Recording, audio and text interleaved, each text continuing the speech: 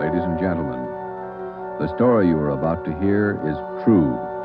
Only the names have been changed to protect the innocent. NBC brings you Dragnet.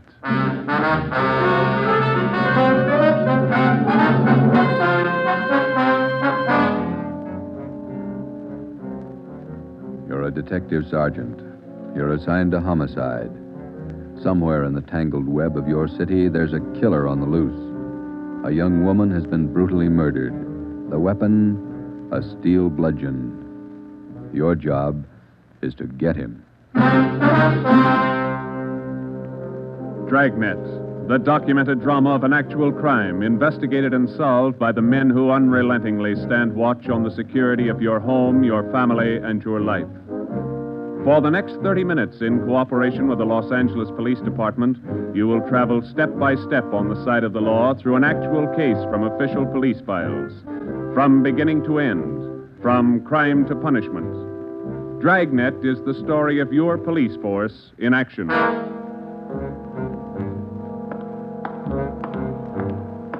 It was Thursday, March 19th. It was foggy in Los Angeles. We were working the night watch out of homicide detail.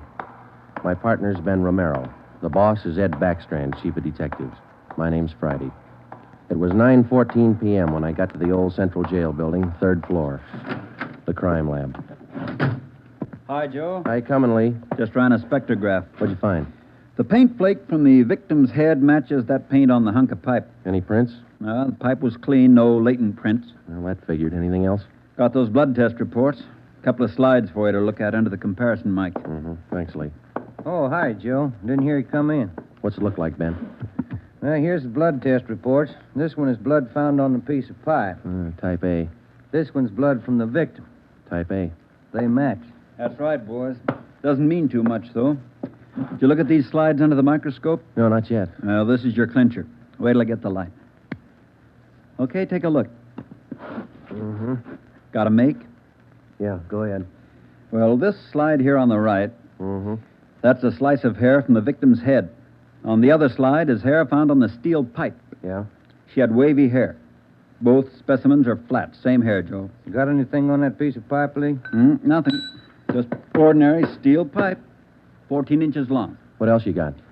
The plaster impressions of those footprints we found by the body. Here they are. Crepe soles? Tennis shoes, new ones, size 9, good impression. Ground was soft. Man about 150 pounds, according to the length of stride, roughly about 5 feet 10 inches tall. Yeah, new shoes, all right. You can still read the manufacturer's label. That's right, made by the Sport King Company. Well, that's something to follow up. Yeah, sure, you could start with the tennis courts. Only about 1,000 or so in L.A. Maybe you'd rather track down the brand. These particular tennis shoes are the biggest sellers in the country. Yeah. Where'd you like to start, Minneapolis or Pullman, Washington? What about that glove? Yeah, you might look for a missing glove. Yeah. They go well with the shoes, just about as common. White cotton work gloves with a blue top. Here's the right glove. You find the left one. Blood on a glove? Type A. Well, that's good evidence, Jones, but where's the lead? Now, look, I don't ask you to pay my parking tickets. You want to see blow-ups? Okay. Right over here. Oh, yeah. This is the vacant lot where they found the body. Yeah, that's right. Here's a close-up of her showing the location of the murder weapon, the glove, and the footprints relative to the position of the body. Looks as bad as yesterday. Sure did work her over, didn't he? The rest of these are morgue shots. Interested? No, I checked them this morning. Once is enough, Lee. Yeah, that winds it, boys. You want to go over the stuff in her purse again? You find anything more? No, nothing you haven't seen already. The usual. Makeup, comb, barrette. That's a hair clip. Mm-hmm. Few cheap stones in it. Loose change, a quarter, nickel, few pennies. Her ID card. Yeah. Helen Corday, 33 Naomi Place, age 21.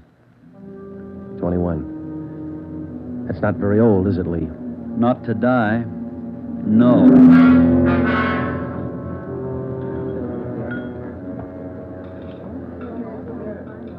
Helen Corday. Who could kill Helen Corday? Why? Why do you say that, Mr. Meyer? People kill for money. They kill for love. Helen Corday had none of these. No boyfriend? Not in here. No, she was a good worker. 5 different waitresses the union sends me 1 month. 5! Did the union send Helen to you? Oh, sure. All the girls come from the union, but none like Helen. Oh, she was sweet, honest, and courteous. Mr. Meyer, did you know anything about her personal life? Only that she was a good worker. Everything else she took home with her from this place. Did she ever mention any men to you? Anyone at all? No gentleman, not one. No. How much money did she make here? Well, I paid her $26.50 a week, every Tuesday. And not much salary for so much work, but the tips are very good here. Nice customers. Mm-hmm. Nice. This her home address, 33 Naomi Place? 33 Naomi, yeah, that's right, yeah. Thank you very much, Mr. Meyer, for your time. I wonder what kind of a person does things like that. Who could kill Helen Corday? Everybody liked Helen. Helen Corday? I never liked her. Come on in the office, boys, where we can talk. Never liked her because I never knew her. You the head of the union? Not just a steward. I know most of the girls. This Corday girl, what'd she look like? Small brunette, about 5'3". Here's a picture. Yeah. Pretty girl, wasn't she? Oh, sure. Placed her out at Otto's place. Nice little Dutch fella. Otto Meyer. That's right. He seemed to think quite a lot of her. Yeah, she was a fine worker. Oh, sure. Always right up on her dues. Paid all the assessments right on time. Thought you said you didn't know her. Well, not right off, I didn't, but when you showed me that picture there, placed her right away. You know anything about her personal life? Wait a minute. Why all these questions?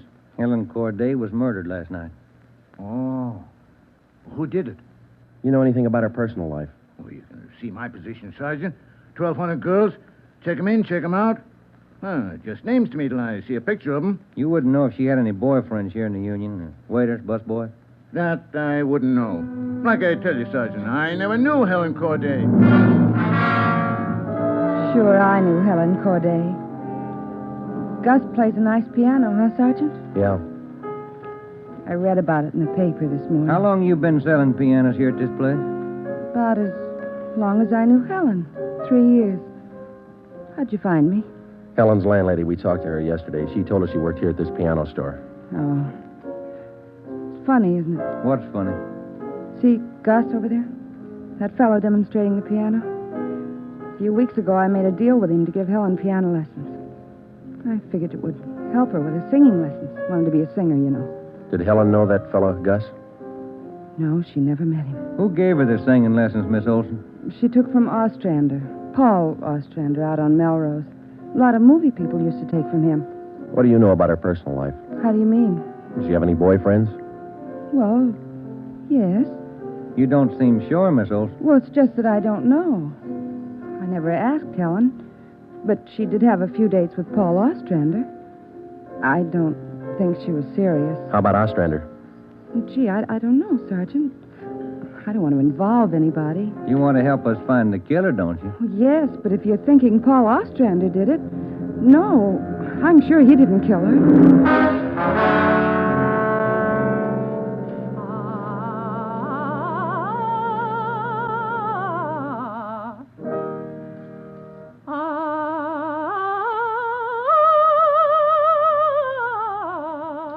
That's all for today, Victoria. No, gentlemen. I did not kill Helen Corday. You gave her singing lessons, Mr. Ostrander. You knew her pretty well? Yes, I gave her voice coaching for about 1.5 years. Helen showed a little promise. Not a great voice, a bad vibrato. You knew her pretty well? Why do you say that? Mr. Ostrander, didn't you used to take her out once in a while? No, I didn't know Helen socially at all. We know you had dates with her. That's not true. Only times I saw her was when she came here to the studio for lessons. You better tell the truth, Mr. Ostrander. We can prove that you've been out with her. Afraid of the publicity, is that it? Certainly that's it.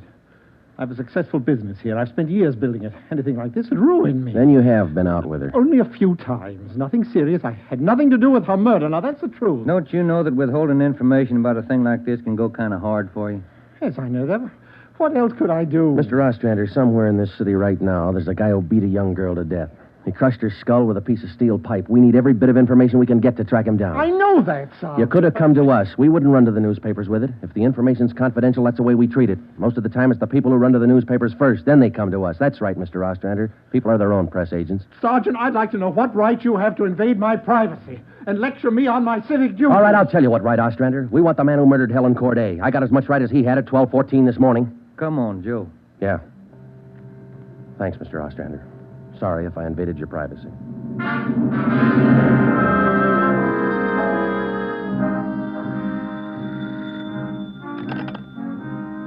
Chief of Detective's office, Helen. No, I'm sorry, ma'am. You got the wrong extension. Try 2511. You're welcome. Hi, Friday, Romero. Chief's been looking for you. Thank you, Mike. Come on, Joe. Yeah. Hello, Joe. Ben, sit down. What'd you get? A notebook full of notes. A crime lab full of evidence. Nothing to tie them together. These some of the people you interviewed?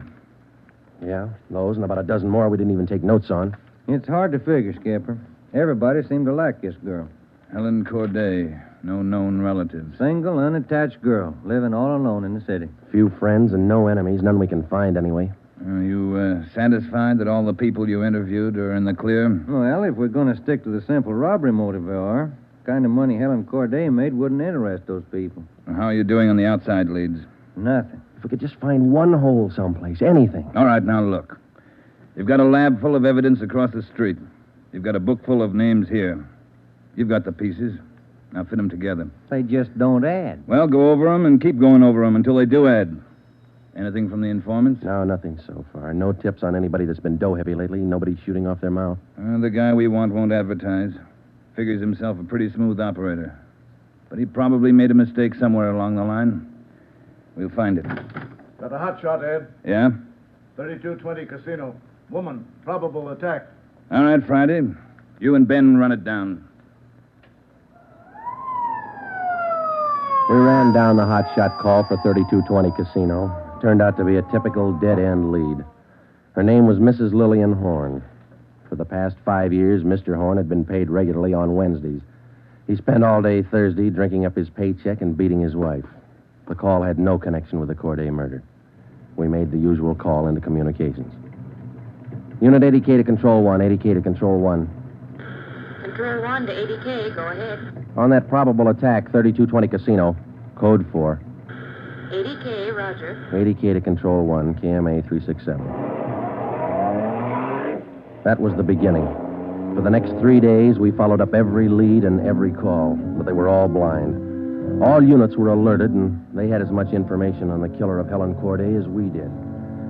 Ben and I cruised throughout the entire Central Division. We covered every probable call that might have some connection with the murder. Attention, Unit 41R. 1654 Swanson Terrace, a woman, victim of probable attack, code 3. Unit 41R. It didn't make any difference what the call was. If there was a possibility it might tie in with the Corday murder, we ran it down. We made it a 24-hour job. So far, if the killer made a mistake, we hadn't been able to find it. The Corday funeral was on Monday. They were all there. The girl's landlady, the voice teacher Ostrander, the girlfriend Marie Olson, the man from the union, and her boss Otto Meyer. But nobody else we hadn't checked. That was Monday afternoon. Monday night, we went back to the old routine, tracking calls during the night in the squad car, picking up small threads that led nowhere. 3 more days of the same thing.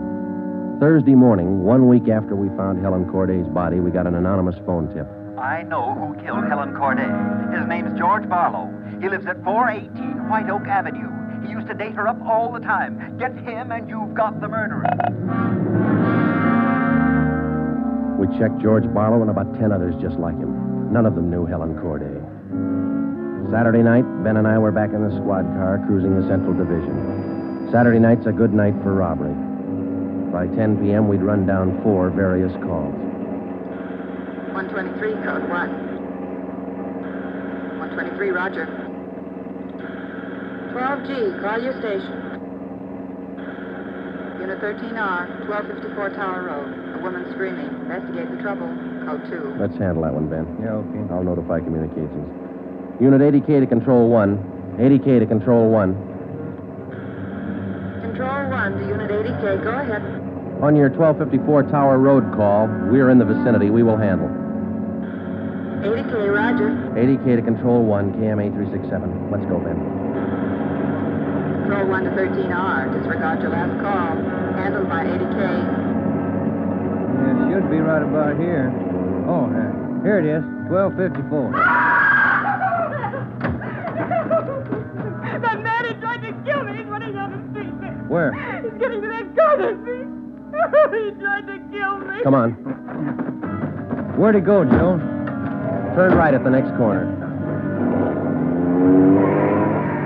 That's him up ahead. He's got a good lead on us. Hit the siren. He's gaining, Joe. Took a left at the next corner. Oh, he isn't going to stop. Close in as tight as you can, Ben. Down to the floor now. Swing out to the left a little. I'm going for his tires. Right. All right, that'll slow him down. Pull up on him. Yeah. All right, you. Keep both hands on that wheel and get over to the curb. Cover me, Joe. Right. Out of that car, mister. Shake him down. Hey, take it easy, will you? I haven't got a gun. Put the cuffs on him. Hey. Well, you boys work fast. What am I do with the gas chamber? Just save that, mister. It's pretty rough treatment for speeding. All right, come on, you. Look, I got a right to know where you're taking me. What's the charge? We'll let the girl tell you. What girl? You just sit there and be quiet, huh? Oh, I know where you're going. The place back on Tower Road. Well, I asked to use the phone. The girl slammed the door in my face. I don't know what you cops are trying to prove. I just wanted to use the phone, that's all. I even tried to scare her a little. I told her I'd hit her over the head if she didn't let me use the phone. It's a laugh, huh? All right, you, get out. Yeah, I suppose so. Get out. Hey. I got nothing to hide. That little girl's gonna lie. You know that, don't you? Who's there? Police officers. It's the man. That's him. He tried to kill me. His full name's Frank Philip Larson. They had no previous record. This the girl's report? Yeah, that's it, Skipper. Judy Scott. How old is she? He's 19. She's a babysitter. Real tough boy, isn't he? Forced his way into the house, beat her about the neck and arms. A tire iron. We found it in his car. Jones is running it through the crime lab. Asked her if she had any money. She told him no. Struck her again. Where's this Larson live? Hotel out near Santa Monica. He's a clothing salesman, Ed. Works for a big men's store, Burns and Company. According to the house book sales record, he bought a pair of tennis shoes 2 weeks ago. Weighs 158 pounds, 5 foot 11 inches. Tennis shoes are missing. They're not in his hotel room, and he's not wearing them. What else did you find? A rhinestone. You mean a pin? No, just a small loose stone recovered from the rug in Larson's room. Crime lab got it? Working on it now. Ed, I think...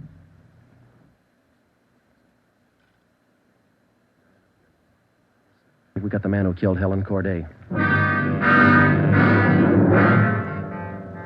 A few scraps of circumstantial evidence and a hunch. That's not much to go on. Larson had gone after the little Scott girl with a tire iron. Wasn't much of a tie-in, but we had to be sure.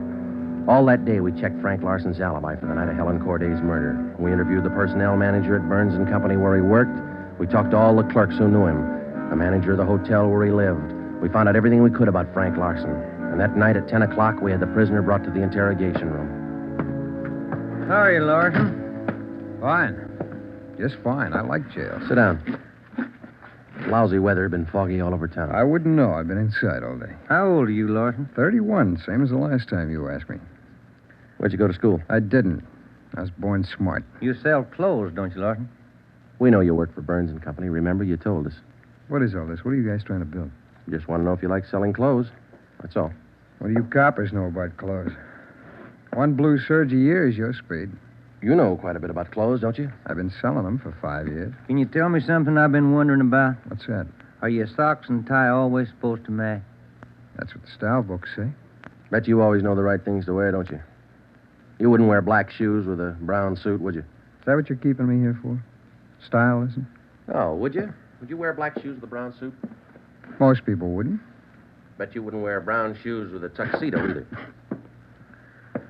I've been smoking too much. You got a glass of water? Oh, yeah, sure.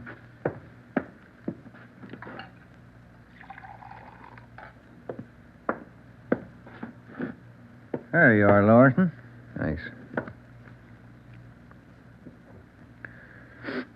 That's good and cold. How about it? Would you ever wear brown shoes with a tux? Nobody would. That's a navy blue flannel you got on there, isn't it? Yeah. It's a good-looking suit. Stop around sometime. Get you a good deal. Suit like that flannel there you're wearing. You'd never wear tennis shoes with an outfit like that, would you? What do you think? I think you did. I think you wore them the night you killed Helen Corday. Who? Maybe you didn't have the blue suit on, but you were wearing tennis shoes, Sport King, size 9. Sell for $5.95. You picked them up at a discount. Cost you $3 1/4. Where'd you get that? Out of the house book, Burns and Company.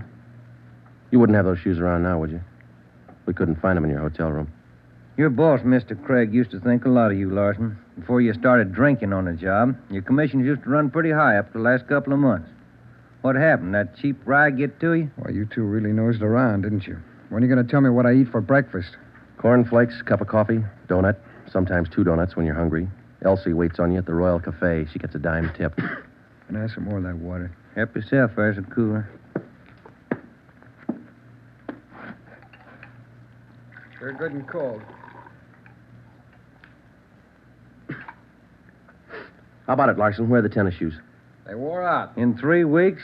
Can't be very good tennis shoes. No, they didn't wear out. What'd you do with them? You know all the answers. You figure it out. We know you bought the tennis shoes. We don't know where they are now.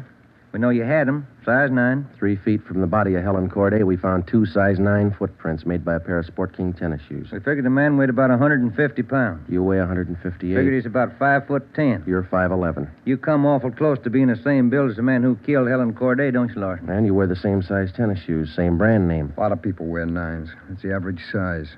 They sell a lot of Sport Kings, too. Everybody wears them. If we could find your pair, might make a difference. Doesn't mean your tennis shoes made the prints with the body. Doesn't prove it didn't, neither. What'd you do with them, Larson? I threw them away. That's too bad. Might make a difference. No, what difference could it make? I threw them away, that's all. Now, how about the mate to this glove? I never saw it before. Found this right-hand glove by the body of Helen Corday. Just an ordinary cotton work glove. Everybody wears them. If we could find the missing left glove, why, it might make a difference. Size medium. That's average, too, isn't it, Larson? I never sold work gloves. I wouldn't know. No, but you bought work gloves, haven't you? Not a pair of those. I mean like this, don't you? We only got one. What kind of work gloves did you buy? I didn't buy any. You just said you did. I never said I bought any work gloves. You bought tennis shoes, though, didn't you? I told you I bought the tennis shoes. Didn't I tell you I bought them? No, you didn't tell us. We told you. Found out from Burns and Company where you worked. All right, you told me. I bought them. You know that. Same kind of tennis shoes that made footprints by Helen Corday's body. It wasn't me. Then why won't you tell us what you did with these I've shoes? already told you I threw them away. They were only 3 weeks old. Must have worn out awful fast. I didn't say they wore out. They got too dirty. No, you told us they wore out. Remember, Larson? I don't remember what I told you, but I don't have them now. We know you don't have them now. Where are they? He told us. They got too dirty. Right, Larson? Yes. Yes, that's what I said. Anyhow, you haven't got them now. No, I haven't got them now. All right, now, just for the record, Larson, which was it? Did they get too dirty or did they wear out? Whatever I said before. You said both before, Larson. All right, I said both. You haven't got anything on me. We got that little Scott girl statement from last night. She says you tried to kill her. She's lying. I told you she'd lie, didn't I?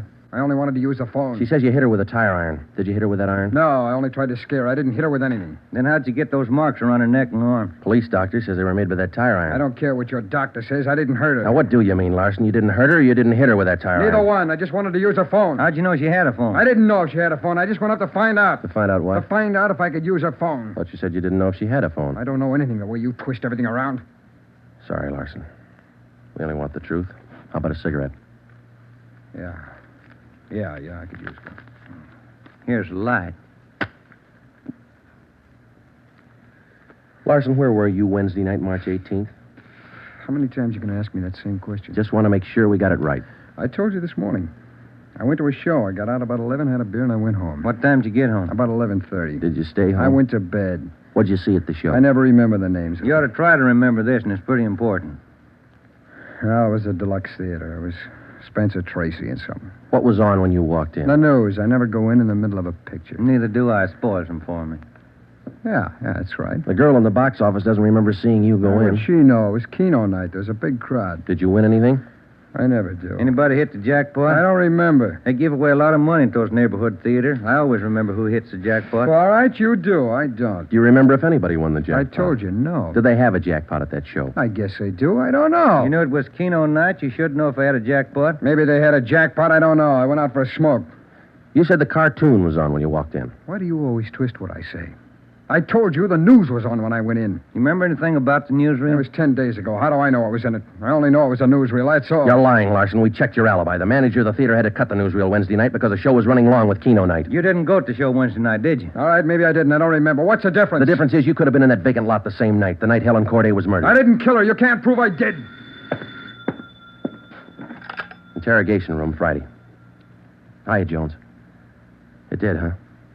You're positive. Yeah, okay. Thanks, Lee.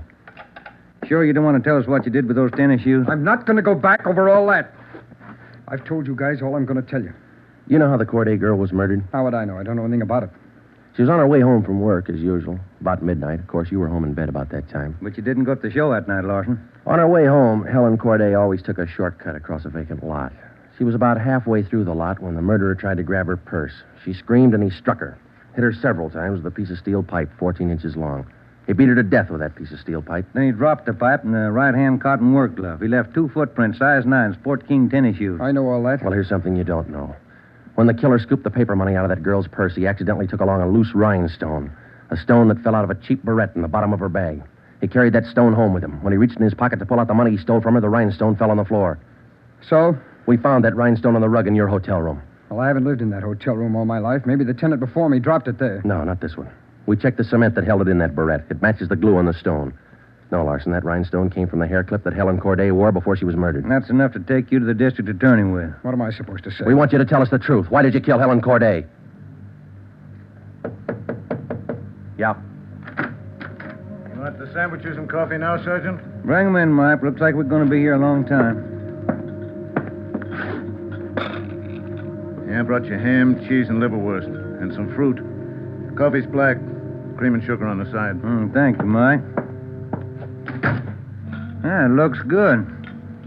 What kinds you want, Larson? Ham, cheese, or liverwurst? Oh, you're not hungry? Okay.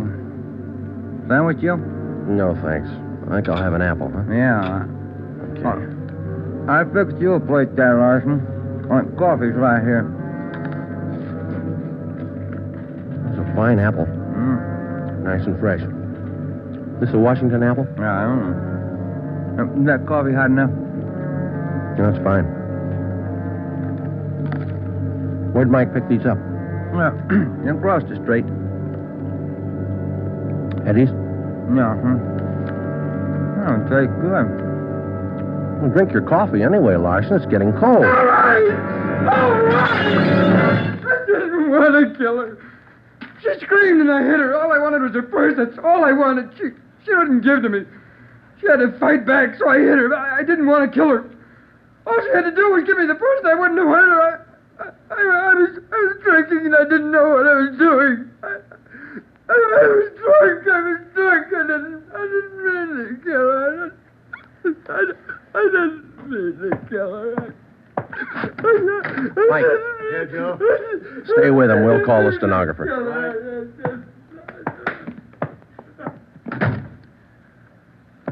See you tomorrow, Joe. Good night. Yeah. Sour racket, huh?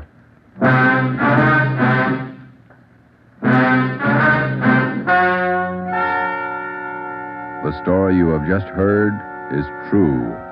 Only the names were changed to protect the innocent. Frank Philip Larson was tried and convicted of murder in the first degree. He was executed in the lethal gas chamber at the state penitentiary.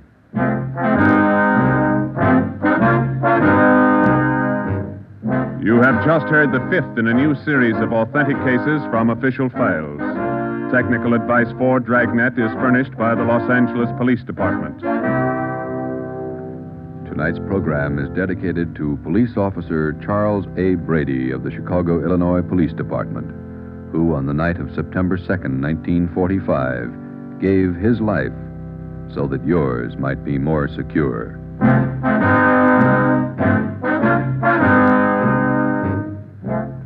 Dragnet came to you from Los Angeles. This is NBC, the national broadcasting company.